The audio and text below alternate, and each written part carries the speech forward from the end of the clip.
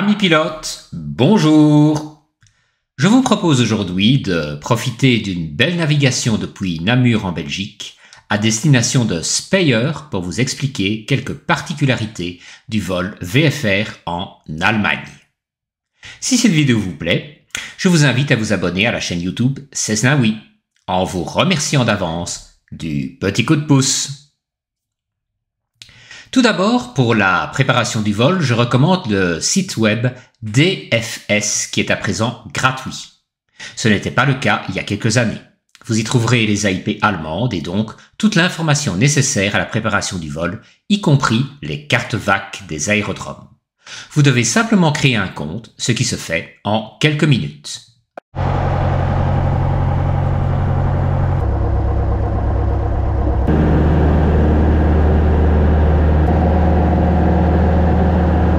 Voler en Allemagne ne présente pas de difficultés majeures. Le service ATC est de qualité et, contrairement à la Belgique par exemple, il y a moyen de monter relativement haut. 3 FIR couvrent le territoire: Langen, Bremen et München. Le plan de vol doit être déposé au moins 1 heure avant le décollage. En VFR, la radio peut se faire en anglais ou en allemand. En IFR par contre, l'utilisation de l'anglais est obligatoire. À noter que certains petits terrains n'acceptent que l'allemand. Cette information est indiquée sur les cartes VAC. On y rencontre des espaces aériens de classe C, D, E et G, ainsi que, entre autres zones, des TMZ et RMZ.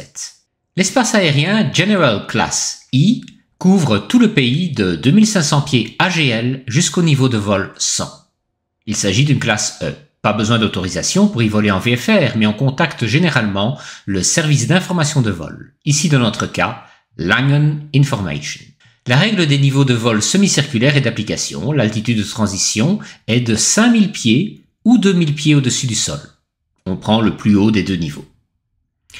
Pour pénétrer une TMA, il faut trouver la fréquence du service radar associé à celle-ci. Remarque à l'attention des utilisateurs SkyDemon, le logiciel ne mentionne pas la fréquence lorsque l'on clique sur la TMA en question. Il y a par contre moyen de l'obtenir en cliquant sur l'aérodrome dont dépend la TMA. La logique de fonctionnement de SkyDemon diffère donc de celle appliquée pour la France et la Belgique. J'ai eu le problème en vol, cela surprend. Bizarrement, cela ne se produit qu'avec les TMA. Pour une CTR par exemple, aucun souci. À noter que si le service d'information de vol, Langen Info, n'est pas habilité à vous autoriser à traverser une TMA, ils peuvent soit vous renseigner la fréquence à contacter ou demander l'autorisation pour vous au service compétent et vous relayer cette information. C'est bien pratique.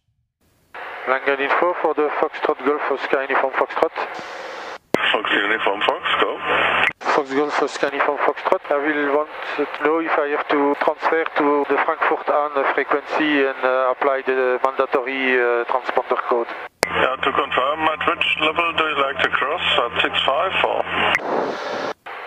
A little above 6.5. Okay, copy it. Just give me a second. I will inform radar if you can stay with me. 1 second. Fox Uniform Foxtrot, you can stay with me at present level. It's no problem. Okay, we will stay with you at flight level 67. Attention à la pénétration involontaire d'espaces aériens. Il semblerait qu'il soit intransigeant sur ce point. La traversée des TMZ nécessite d'afficher un code transpondeur spécifique et de veiller une fréquence radio précise. Les aérodromes non contrôlés disposent systématiquement d'un opérateur radio ou agent AFIS. Ce dernier pourra ouvrir et clôturer votre plan de vol.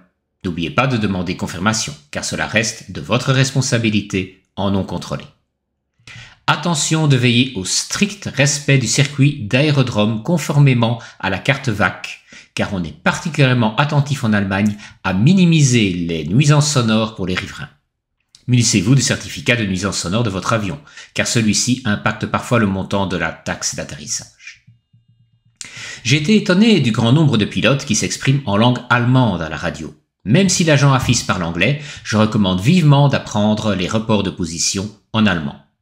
Delta Lima India Speyer. Delta Lima India Papa Alpha 282 Person VfR lokal Speyer Position 3 Roland bitte. Je remercie mon copain pilote Peter qui m'a fourni une feuille de phraséologie de base en la langue de Goethe. Personnellement, je ne m'exprime pas à la radio en allemand, mais je trouve rassurant de comprendre les reports de position des autres aéronefs dans le circuit. Google Translate permet de se familiariser l'oreille avec la prononciation. Rechten Gegenanflug Piste 3-4. Linken Queranflug Piste 3-4. Entanflug Piste 3-4. Verlässt Piste. Startet auf Piste 3-4, verlässt die Platzrunde Richtung Süden. Steigt auf 4500 Fuß. Pour la météo, le système GAFOR par région est utilisé en Allemagne, mais de mon expérience, les zones météorologiques sont souvent de grande taille et la météo peut varier fortement d'un endroit à l'autre par rapport aux prévisions. Sinon, je recommande vivement Speyer comme destination de navigation aérienne. Chouette approche avec le survol d'une boucle du Rhin et de la cathédrale. Proximité du circuit automobile d'Ockenheim et du château de Schwetzingen qui valent le survol. Le resto de l'aérodrome est sympa, avec sa terrasse et ses portions généreuses. Il y a moyen de rejoindre le Technikmuseum en une demi-heure de marche, voire 15 minutes si l'on parque l'avion au nord de l'aérodrome. Ce musée, consacré au transport en général, est très orienté aviation et espace.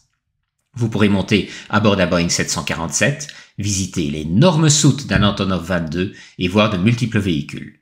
La navette spatiale soviétique Buran est particulièrement impressionnante par sa taille. La capsule Soyouz est également très intéressante. Les cosmonautes ne devaient pas être claustrophobes vu l'espace réduit et l'inconfort de leur position pour revenir sur Terre. Ceci termine cette vidéo.